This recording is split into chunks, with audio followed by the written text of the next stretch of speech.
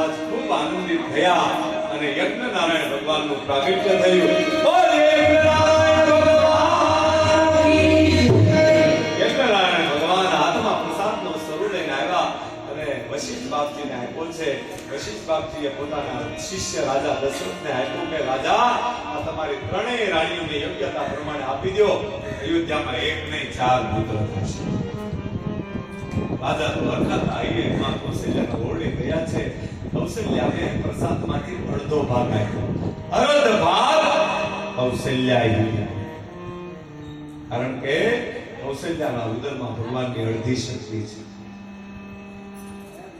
પછી પ્રસાદનો અડધો ભાગ વધ્યો, એના 2 પાપ આ ભાગ થયા. એમાંથી એક પાપ આ કૈકેયી રાણીને. કૈકેયીના ઉદરમાં ભગવાનની પા શક્તિ છે. હવે પા ટુકડો વધ્યો, એના પાછા 2 પાપ આ ટુકડા કર્યા. એક કૌશલ્યાના હાથમાં, એક કૈકેયીના હાથમાં આપી કીધું રાજા દશરથે કે હવે સુમિત્રાને તમે 2 આપો.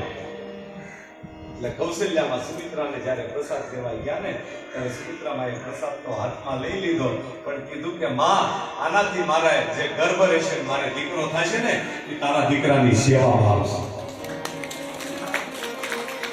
અને બીજો પાર ટુકડો કૈકેયીમાં જ્યારે સુમિત્રામાને દેવા ગયા ત્યારે સુમિત્રામાએ કૈકેયી માને પણ કહી દીધું કે માં, આ તે જે પ્રસાદ આપ્યો એનાથી ગર્ભ રહીને જે મારે દીકરો થશે ને, એ તારા દીકરાની સેવામાં. સુમિત્રાએ બે દીકરા